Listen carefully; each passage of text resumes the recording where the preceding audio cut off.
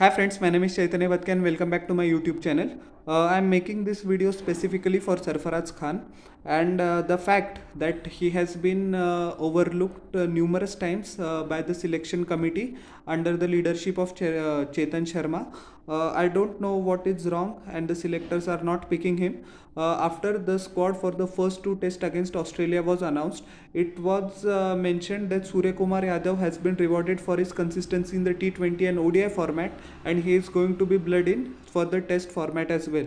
With all due respect to Surya Kumar Yadav, he is the best T20 batsman in the world currently, has showed glimpses of his talent and some memorable performances in the ODIs as well. But it is a very catastrophic and quite a big blunder on the part of Chetan Sharma and the selection committee to not select Sarfaraz Khan. Instead, they went with Surya Kumar Yadav. So they this decision showed the management short-sightedness, and I don't know what Sarfaraz Khan needs more to do. His average is 77.43 for the Ranji Trophy this year.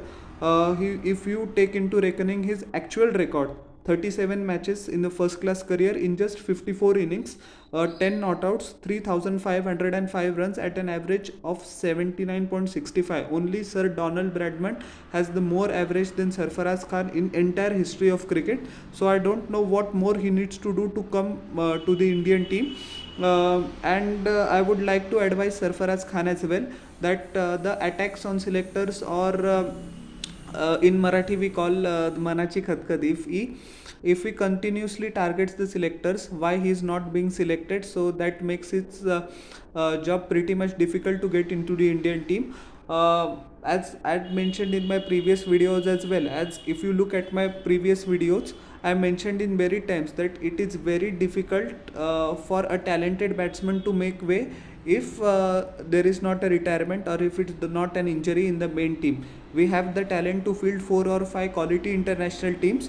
So when everybody is fit, most of the players are going to miss out. But I think even if they were not going to play Sarfaraz Khan in the two tests against Australia, at least it made sense for the selectors to make him part of the squad, to gel him, to make him gel in the environment. And yes, Surya Kumar Yadav has been phenomenal, as I mentioned a few seconds back, in the T20 format. But it is unjustifiable that he is selected in the test squad ahead of Sarfaraz Khan, who has just mounted runs after runs, triple centuries, double centuries, centuries, you name them. His conversion rate is phenomenal. 20 times he has reached 50, 11 times he has gone on to score 100, 2 times he has gone on to score a triple hundred, and I think 4 or 5 times he has scored 200 as well, so in excess of 200. So that goes to show his talent, which is never in doubt, which is never in question. But the selectors should give him a long rope.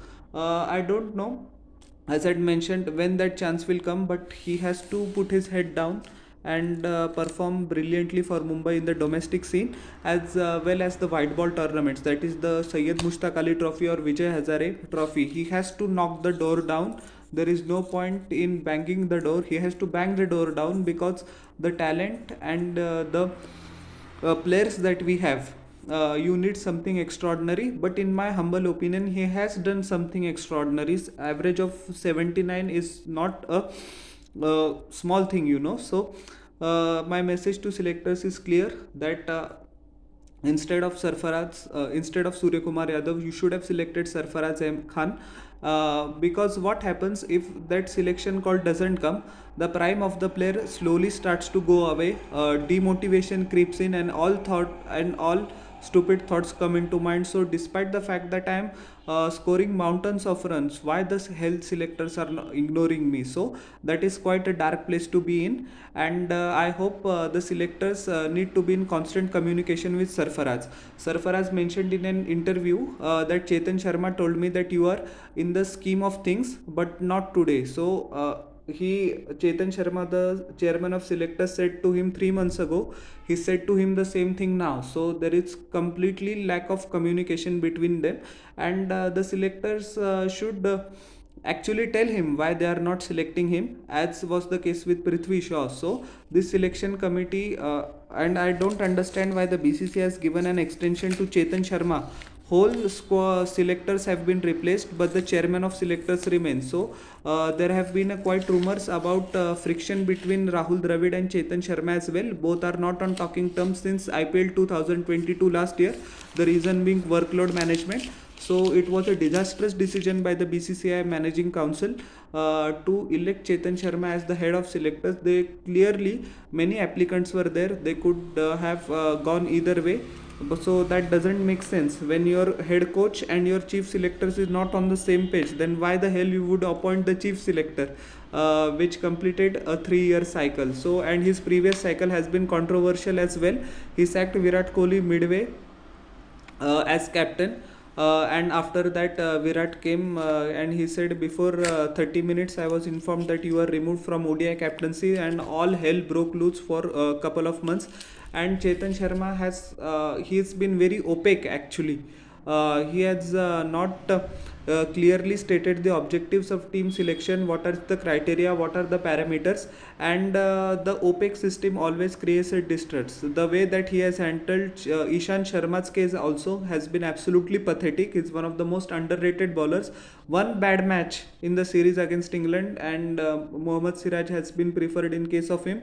There has been a clear lack of communication to Ishan Sharma as well, and that is no way to treat a veteran who has served for 14 years in Test cricket. So quite a few blunderous decisions have been made by Chetan Sharma in the previous term, and he is unfortunately repeating the same mistakes again and again. I just hope that Sarfaraz Khan doesn't suffer due to it, Ishan Sharma doesn't suffer due to it, or Prithvi Shaw is a glaring example as well, he doesn't suffer.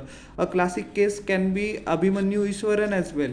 He has been designated as a opener, who is third in line to KL Rahul and Rohit Sharma, but he is now nowhere near in the natural reckoning. Couldn't they have okay, if not Sarfaraz Khan, couldn't they have slotted in Abhimanyu Ishwar in place of Surya Kumar Yadav? They of course could have. But yes, this selection committee, the chairman of selectors is living in dreamland, and I don't know what he is doing. So hopefully Sarfaraz keeps up piling the runs, make his bat do the talking, not doing exaggerated statements in the media which won't help his cause at all. So he needs to calm down and make the runs. The opportunity will eventually come. So how did you like my video? Please tell in the comment section below, and don't forget to like, share and subscribe to my channel, and press the bell icon for further notifications. We'll meet in the next video. Till then everyone, bye, and humbly requesting you all, please subscribe once again.